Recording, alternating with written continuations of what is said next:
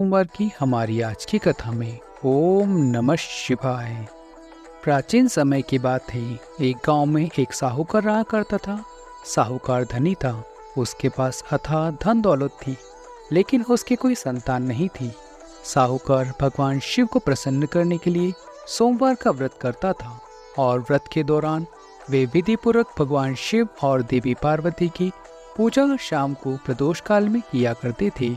शिवलिंग पर दीपक जलाता था। साहूकार की भक्ति और पूजा अर्चना को देखकर एक दिन माता पार्वती ने भगवान शिव से कहा, हे प्रभु, यह साहूकार तो आपके परम भक्त हैं। हर सोमवार को विधि विधान से आपकी पूजा करता है। मुझे लगता है आपको उसकी मनोकामना अवश्य पूरी करनी चाहिए। तब भगवान शिव ने देवी पार्वती की बात सुनकर कहा, हे गौरी, यह संसार एक कर्म क्षेत्र है। जैसे एक किसान अपने खेत में बीज बोता है तो कुछ समय बाद उसे पेड़ मिलता है, ठीक उसी तरह इस संसार में आदमी जैसे भी काम करता है तो उसका फल भी वैसा ही मिलता है। लेकिन माता पार्वती ने भगवान भोलेनाथ से दोबारा आग्रह किया और कहा, हे नाथ, फिर भी आप इसकी मनोकामना को पूर्ण कर दीजिए, क्योंकि ये आपके परम भक्त हैं। और अगर आप ही अपने भक्तों की इच्छा को पूरा नहीं करेंगे तो फिर भला भक्त आपकी पूजा आराधना क्यों करेंगे। माता पार्वती का इतना आग्रह करने पर भगवान शिव ने कहा, देवी, यह धनवान साहूकार है और इसका कोई पुत्र नहीं है, इसलिए यह सदैव चिंतित रहता है। हालांकि इसके भाग्य में किसी संतान का योग ही नहीं है, परंतु आपके आग्रह करने पर मैं इसे पुत्र प्राप्ति का वरदान देता हूँ। लेकिन इसका पुत्र केवल 12 वर्ष तक ही जीवित रहेगा। मैं इससे ज्यादा कुछ नहीं कर सकता हूँ। फिर एक रात भगवान शिव ने साहूकार को स्वप्न में दर्शन दिया और कहा कि उसे जल्द ही पुत्र की प्राप्ति होगी, लेकिन उसका पुत्र दीर्घायु नहीं बल्कि अल्पायु होगा और मात्र 12 वर्ष तक ही जीवित रह पाएगा। यह बात सुनकर साहूकार न तो बहुत प्रसन्न हुआ और न ज्यादा दुखी हुआ। स्वप्न में सब कुछ जानने के बाद भी साहूकार ने पूजा अर्चना जारी रखी और कुछ दिनों बाद साहूकार की पत्नी गर्भवती हो गई। उसने एक सुंदर बालक को जन्म दिया। बालक के जन्म से घर पर हर्ष उल्लास बनाया गया, लेकिन साहूकार खुश नहीं था, क्योंकि उसे तो पता था कि उसके बालक का जीवन केवल 12 वर्ष तक का ही है और उसने किसी को भी ये बात नहीं बतलाई। जब बालक 11 वर्ष का हो गया तो साहूकार की पत्नी ने बालक के विवाह की बात साहूकार से कही, लेकिन साहूकार ने इस बात से इनकार कर दिया और उसे शिक्षा के लिए काशी भेज दिया।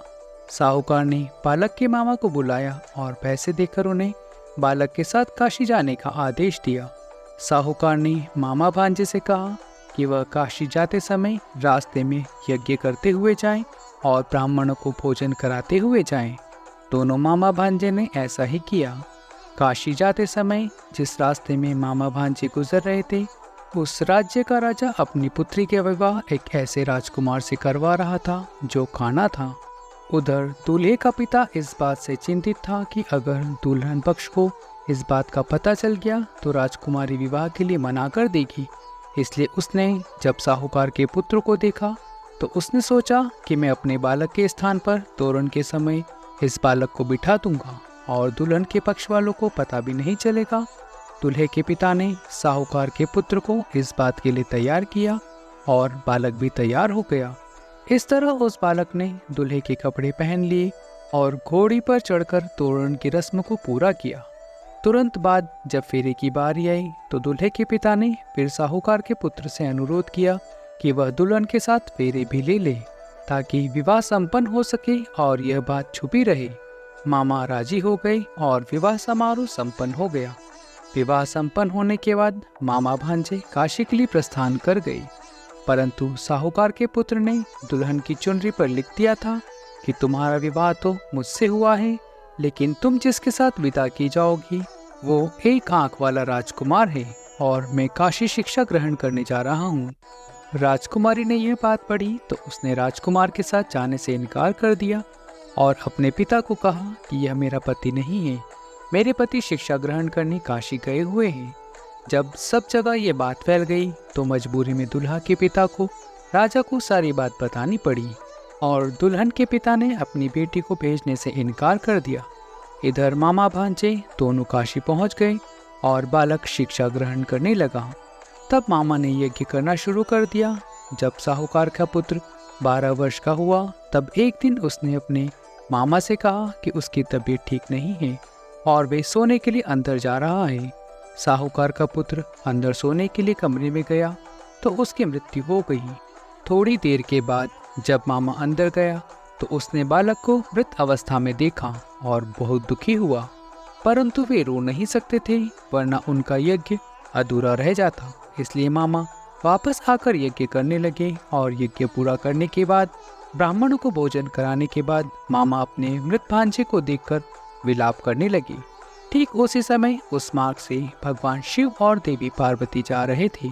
माता पार्वती ने किसी के रोने की आवाज़ सुनी तो भगवान शिव से कहने लगी, हे प्रभु, कोई मनुष्य रो रहा है, चलिए उसके दुख को दूर करते हैं। तब भगवान शिव और देवी पार्वती मामा के पास गए और उन्होंने जब मृत बालक को देखा तो हैरान रह गए, क्योंकि वह भगवान शिव के आशीर्वाद से जन्म साहूकार का पुत्र था। माता पार्वती ने कहा, हे नाथ, यह तो साहूकार का पुत्र है जिसे आपने केवल 12 वर्ष तक के ही जीवन जीने का वर दिया था, इसलिए आज 12 वर्ष की आयु पूरी होने पर यह मृत्यु को प्राप्त हुआ है। देवी पार्वती ने मृत बालक को देखा तो उन्हें दया आ गई और भगवान शिव से हाथ जोड़कर कहने लगी, हे प्रभु, आप बस एक बार इस बालक को जीवन दान दे दीजिए, वरना इसके माता पिता जीते जी मर जाएंगे। माता पार्वती के कई बार आग्रह करने पर भगवान शिव ने उनकी बात मान ली और उस बालक को जीवन दान दे दिया। साहूकार का पुत्र जीवित हो गया और मामा भांजे अपने घर की ओर प्रस्थान कर गए। रास्ते में साहूकार का पुत्र उसी शहर से गुजरा जहां उसका विवाह हुआ था। दुल्हन के पिता ने उस बालक को पहचान लिया और मामा भांजे को लेकर महल में आ गए। दुल्हन के पिता ने एक समारोह किया और अपनी पुत्री को धूमधाम से साहूकार के पुत्र के साथ विदा कर दिया। साहूकार का बालक अपनी पत्नी के साथ घर पहुंचा तो उसके माता पिता कमरे के अंदर बंद होकर बैठे थे। वह सोच रहे थे कि अगर उनका पुत्र सही सलामत वापस नहीं लौटा तो वे भूख प्यास से अपना जीवन दे देंगी। तभी बालक के मामा ने कमरे के बाहर आकर उन्हें बताया कि उनका पुत्र जीवित है और विवाह करके वापस आ गया है। साहूकार ने बालक को जीवित देखा तो खुशी से उसका स्वागत किया और साहूकार का परिवार इस प्रकार खुशी खुशी जीवन बिताने लगा। ये सब भगवान शिव की कृपा और सोमवार व्रत का ही प्रभाव था कि साहूकार का पुत्र अल्पायु होने के बाद भी दीर्घायु को प्राप्त हुआ। इस प्रकार जो भी भक्त सच्चे मन से भगवान शिव की पूजा अर्चना करते हैं, भगवान शिव उनकी सभी मनोकामनाएं पूर्ण करते हैं। हे भोलेनाथ, जैसे साहूकार का पुत्र जीवित किया उसी तरह से हम सबको भी पुत्र पौत्र धन धान्य से परिपूर्ण करना। ओम नमः शिवाय। तुलसी माता की कथा। जय हो माँ तुलसी माता की। कार्तिक महीने में एक बुढ़िया माई तुलसी जी को सींचती और कहती, हे तुलसी माता, सत की दाता, मैं तेरा बेड़ला सींचती हूँ, मुझे बहू दे, पीताम्बर की धोती दे, मीठा मीठा घास दे, बैकुंठा का वास दे, चटक की चाल दे, पटक की मौत दे, चंदन का काट दे, रानी का सा ठाट दे, दाल भात का भोजन दे, 11 की मौत दे, कृष्णा जी का कान दे। जब तुलसी माता यह सुनकर सूखने लगी तो भगवान ने पूछा, हे तुलसी, तुम क्यों सूख रही हो? तुलसी माता ने कहा, एक बुढ़िया रोज आती है और ये बात कह जाती है, मैं सब बात तो पूरी कर दूंगी, लेकिन कृष्ण का कान कहाँ से लाऊंगी? तब भगवान बोले, जब वो मरेगी तो मैं उसे अपना कान दे आऊँगा, तो बुढ़िया माई से कह देना। कुछ समय बाद बुढ़िया माई मर गई। सब लोग आ गए। जब माई को ले जाने लगे तो वह किसी से न उठी। तब भगवान एक 12 वर्ष के बालक का रूप धारण करके आए। बालक ने कहा, अगर मैं इनके कान में कुछ कहूँगा तो बुढ़िया माई उठ जाएंगी।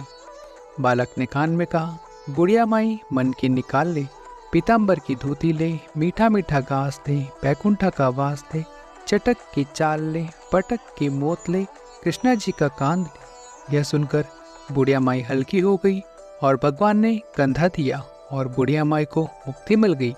हे तुलसी माता, जैसे बुढ़िया माई को मुक्ति दिलाई वैसे ही हम सबको मुक्ति दिलाना। तो मित्रों, मिलते हैं अगली कहानी में। तब तक अपना और अपनों का ध्यान रखिएगा। ओम नमो भगवते वासुदेवाय नमः।